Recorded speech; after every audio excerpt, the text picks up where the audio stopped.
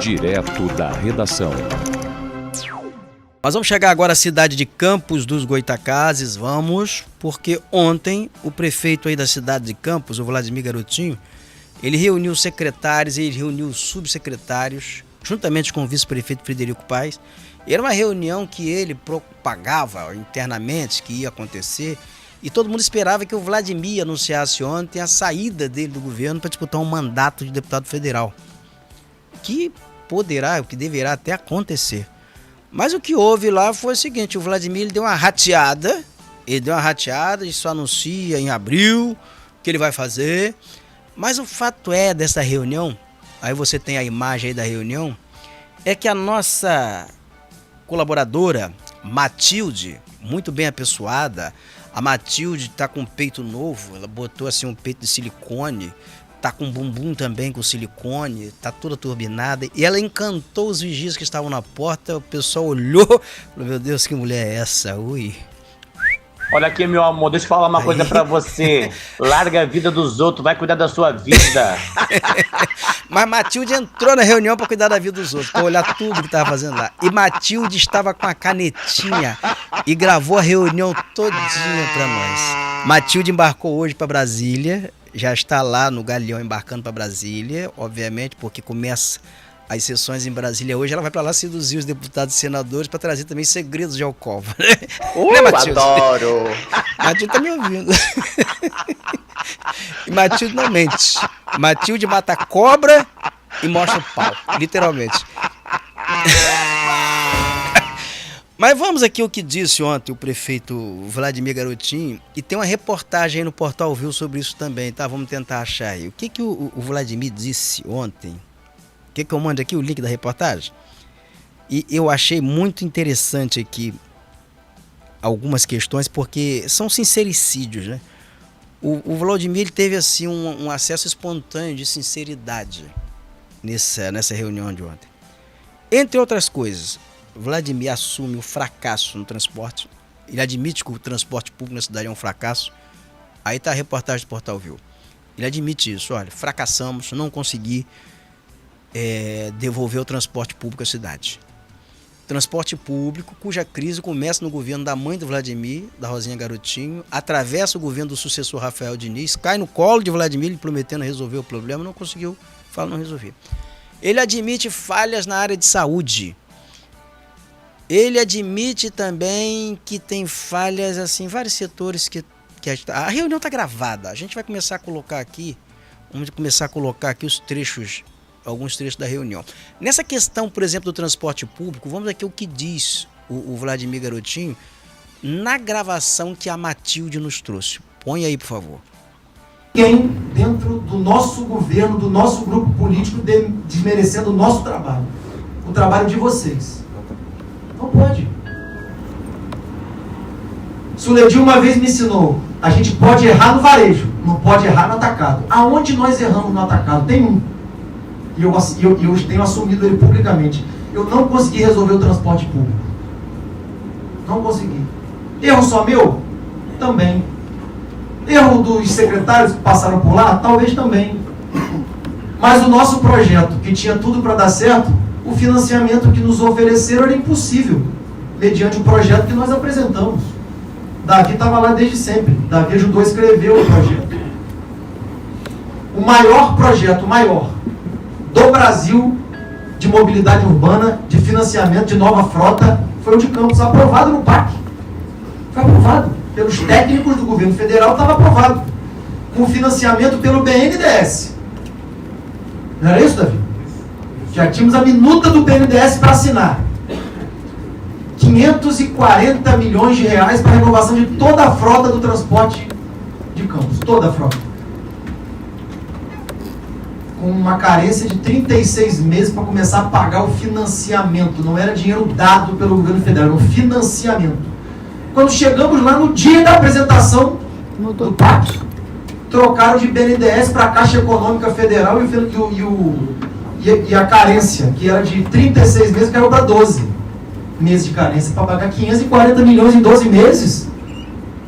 Eu não podia ser responsável de pegar aquele financiamento que ia quebrar a cidade. Eu não podia.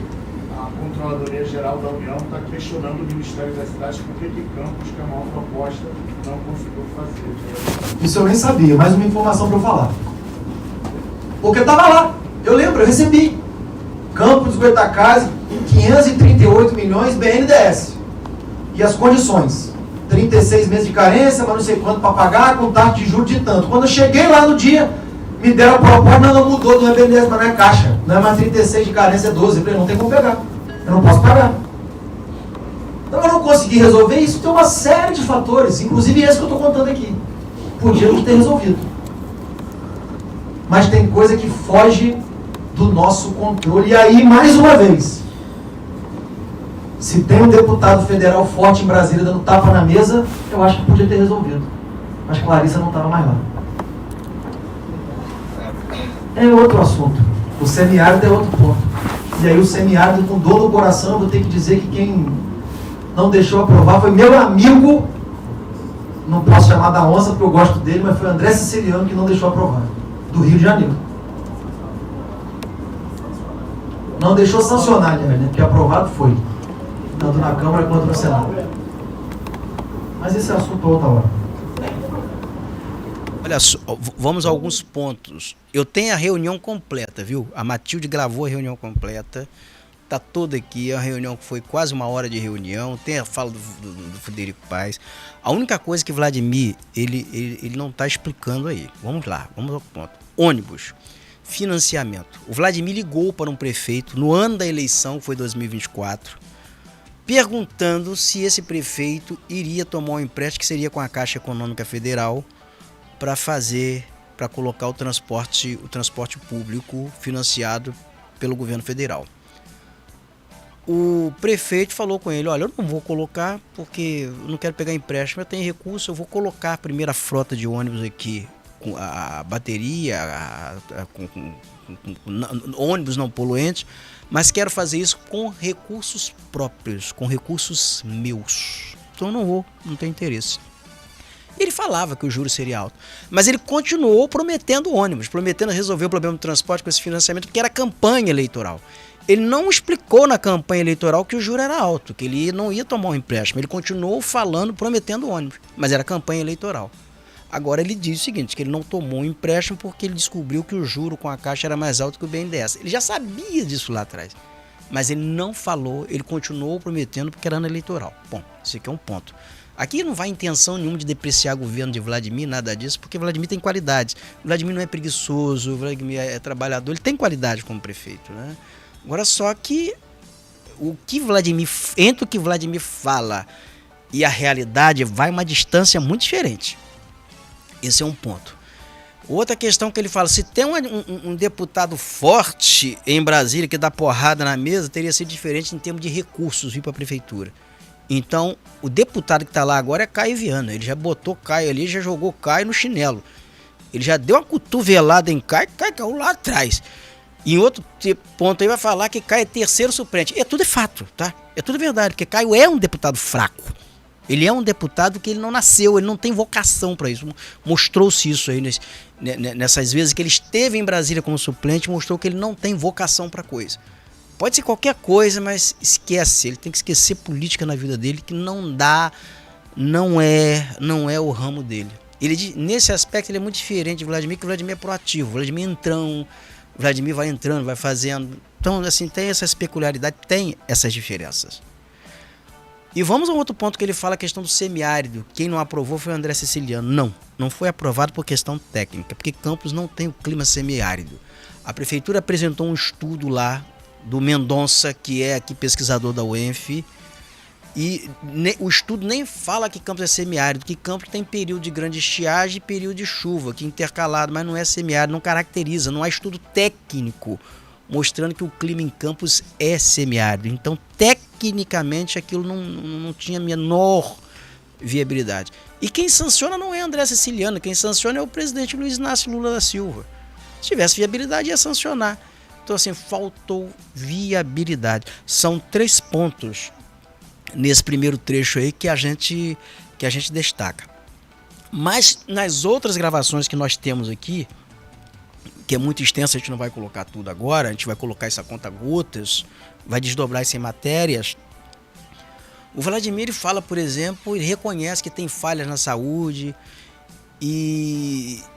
mas ele culpa o governo do estado que não aportou dinheiro. Olha só, esse é um outro tema. A saúde ela é compartilhada. Você tem estado, governo federal, estado e município, que é a responsabilidade de um e de outro. A saúde em Campos tem 1 bi de orçamento. Quanto é que um repasse de estado representa no conjunto da obra nesse 1 bi de orçamento? É uma quantia ínfima. Então o fracasso na saúde é gerencial, é de gestão. Se gasta muito dinheiro na saúde sem resultado. Tem gente que tá ficando cega aí que não consegue fazer cirurgia de catarata. Tem gente que não consegue internação, paciente de câncer que não consegue. Então isso aí a questão é gerencial. Esse modelo gerencial é um modelo falho. Essa é uma outra questão que Vladimir fala. E ele fala também na questão de obras paralisadas. Ele reclama que a militância não está indo bater palminha nas inaugurações. Está tudo aqui gravado. Não vai bater palminha porque ele demitiu a plateia, ele demitiu os RPAs. É quem ia bater palminha. Então ninguém vai bater palminha de graça. Ele pede a vereador que leve o povo para lá. Vereador não leva povo, só se pagar, Vladimir. Não existe almoço grátis. Os vereadores estão aí por compra de votos. Ninguém aí tem poder de mobilizar ninguém se não tiver dinheiro. Se pagar, vai. Se não pagar, não vai. Da mesma forma, você está reeleito porque você deu emprego, você deu RPA. Se não tem emprego e não tem dinheiro, você não tem reeleição. E reeleição em Campos custa caro. Custa caro. E quem está pagando é o erário. A prefeitura, literalmente, ela quebrou no ano de 2024. Esse é o retrato. E outra reclamação que está aqui, nas gravações aqui, é você se queixando porque não há resposta. O pessoal mostra o pessoal comendo ovo em hospital, no lugar de carne, e não há resposta. Não há resposta porque você não tem comunicação de governo. Se o governo não se comunica, a comunicação do seu governo se resume a dar banner de prefeitura para sites, chinfrins, blogzinhos, ficar espalhando links, falando de suas inaugurações em grupos de WhatsApp. Vamos combinar, você está falando para bolha. Ou então pagar a empresa, terceirizar, gerenciar sua rede social, patrocinar seus vídeos na rede social, para o algoritmo distribuir, para dizer que tem não sei quantas mil visualizações, mas o funil de venda é 0. Aquilo dali é uma ilusão. E na rua você vai encontrar isso aí, rejeição. Que você está se queixando que você encontra pessoas na rua e as pessoas reclamam, porque as pessoas não estão dentro dessa bolha. Então não há uma comunicação de governo. Ainda que você tenha acertos, me desculpe, mas a sua comunicação de governo não sabe mostrar. E me preocupa muito quando você cita aí como intelectual orgânico do seu governo, professor Suledil Bernardino, que é um cara até gente boa, mas limitadíssimo. Suledil deu aula onde? É professor de quê? De professor de escola primária, não depreciando professor de escola primária, mas nunca deu aula, nunca enfrentou sala de aula, foi uma vez ou outra. E dizer para você, 2 frases que você cita de Suledil, que você pode errar no varejo, mas não pode errar no atacado. Você não tem que errar nem no varejo nem no atacado. Você não tem que errar em nenhum dos dois. Se você está errando no varejo, você vai errar o quê? Vai errar para a população? Que é onde está o varejo? O atacado é o quê? Não pode errar no atacado, pode errar no varejo. Essas frases de efeito são coisas malucas que só tem na cabeça do Suledil Bernardino, gente. E outra frase também que o Suledil fala, despesa é igual unha, se não cortar ela cresce. Claro. Você tem que controlar a despesa. Você tem um orçamento, não é cortar, é gastar dentro do orçamento. Gastou-se acima do orçamento. Tem gente que abusou da ordem, que não tem o menor sentido. Tem gente aí que... E a questão da qualificação, querido, em governo. Quem nasceu para gerenciar uma padaria não é o mesmo que gerenciar uma pasta, gerenciar um orçamento público. Gerenciar um boteco à noite, uma casa noturna, não é o mesmo que gerenciar uma secretaria. Aí você tem que ter o político, você tem que ter a parte gerencial e a questão de governo. O Maquiavel já ensinava que o príncipe, a qualidade de um príncipe, ela é avaliada pela sua capacidade de escolher os seus colaboradores, os seus auxiliares. Está lá em um príncipe.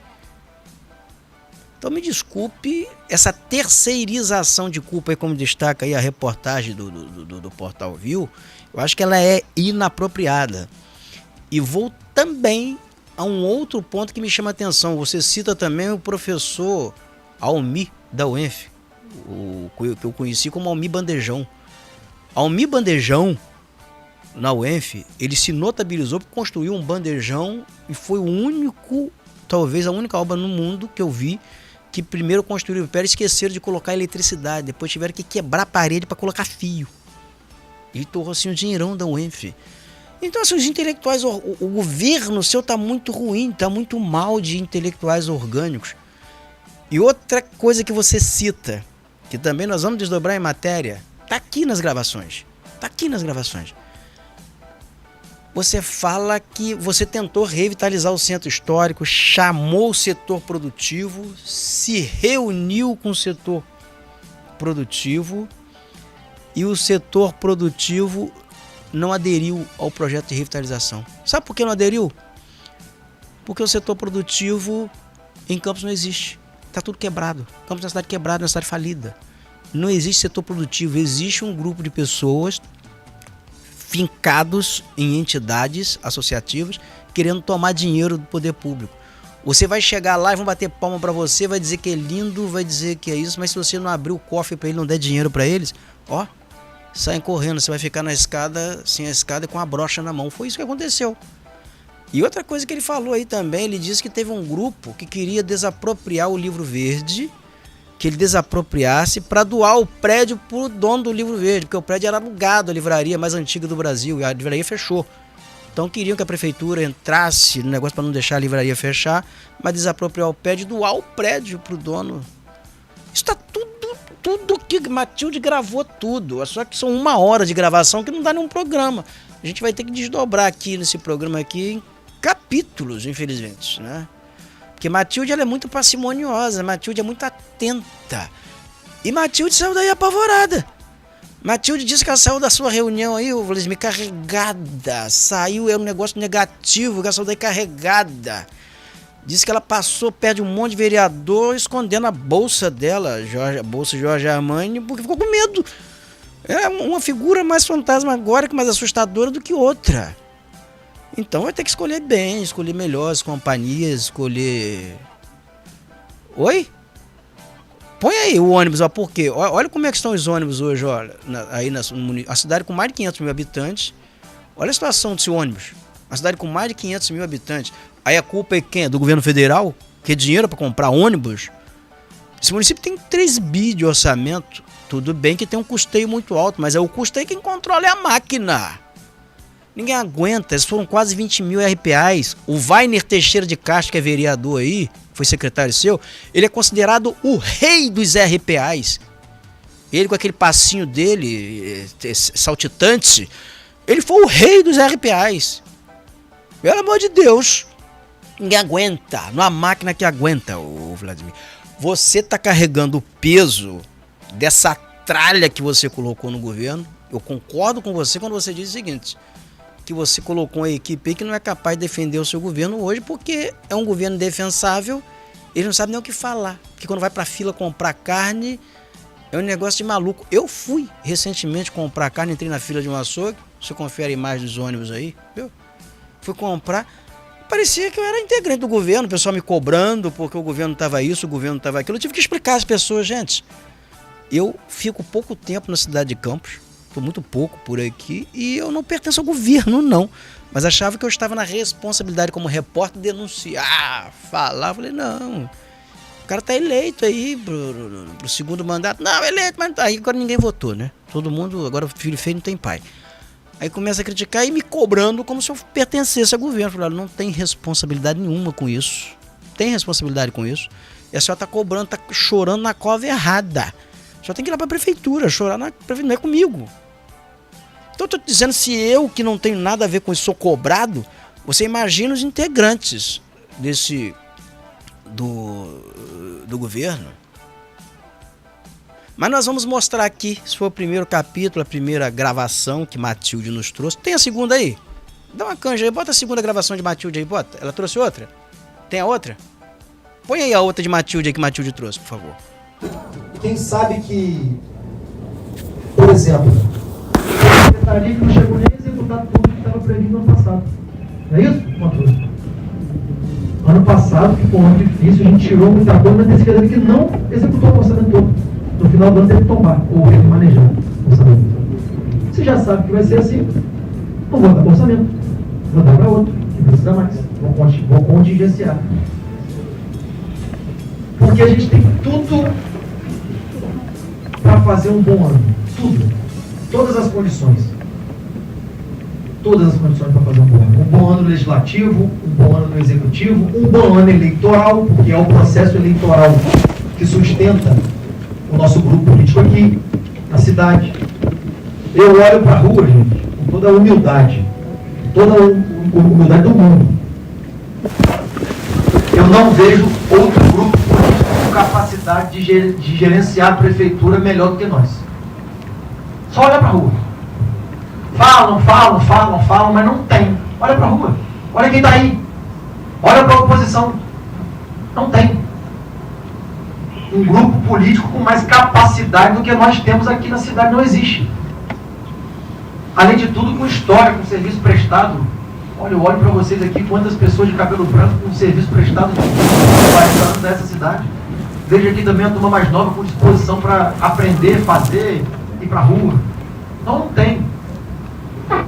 Eles podem ser melhor do que nós em outras coisas. Na gestão da cidade não são, não. Mas não são mesmo. E repito, não estou falando de corrente política, de esquerda, de direita.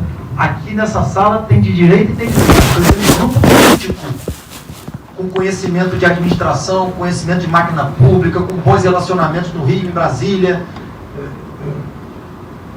E tudo muda. Eu tinha a minha rede de relacionamentos em Brasília do período que eu fui deputado de 2018 a 2020. Já não é mais o mesmo grupo que está lá. Vocês entenderam? Então o acesso fácil que eu sempre tive, que eu chegava lá, batia na porta e o ministério se abria, hoje é outro grupo que está lá. Mudou. Não é mais. No Rio de Janeiro, está um caos a política do Rio de Janeiro. Você não sabe em qual porta bater mais. Está todo mundo aí acompanhando pela imprensa, mas eu vou dar aqui um testemunho da confusão, que o governador não sabe se renuncia para ser candidato ao Senado, ele não sabe se fica até o final do mandato com medo de acontecer alguma coisa. O presidente da Assembleia, nosso conterrâneo, está afastado, e aí o vice-presidente está na cadeira, e o vice-presidente não é da linha sucessória, então se o governador sair, quem assume é o presidente do Tribunal de Justiça, vai ter um desembargador na cadeira de governador, está uma confusão. E você não sabe na porta de quem bater mais no Rio de Janeiro, para conseguir as coisas. Você bate na porta do secretário, diz que é com o governador. Você bate no governador e diz que ele está saindo, e você vai perguntar ao sucessor. Quem é o sucessor? Não sei. Não sei. É o presidente do tribunal, o presidente da LERJ, quem que é o sucessor?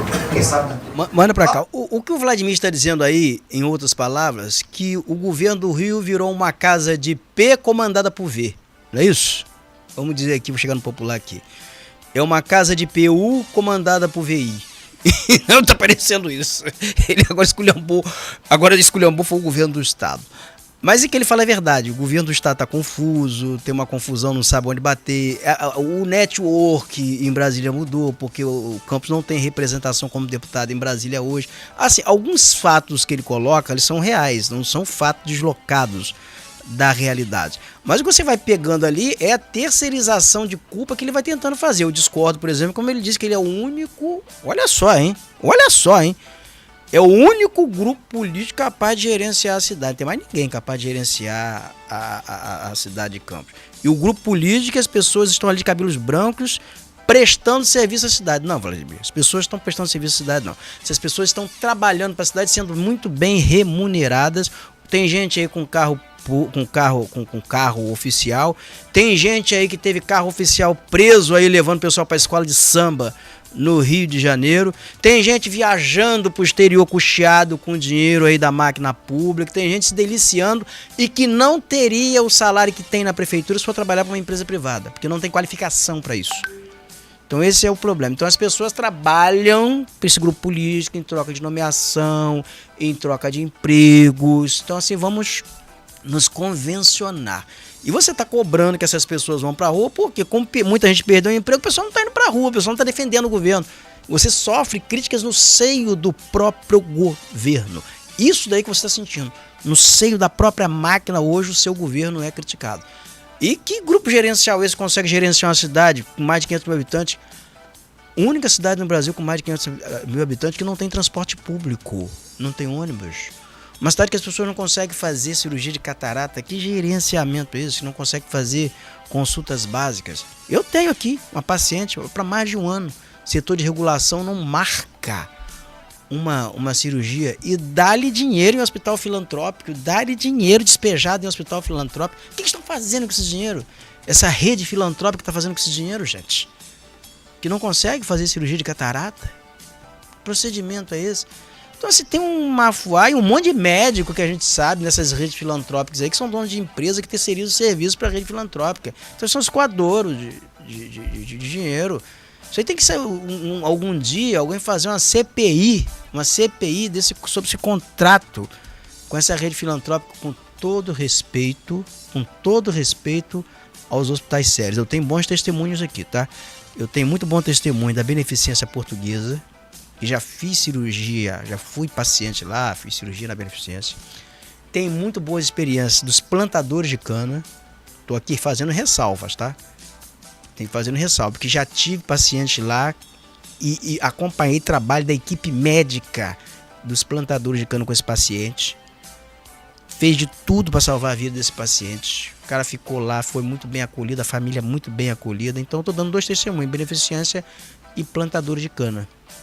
O restante eu não posso falar.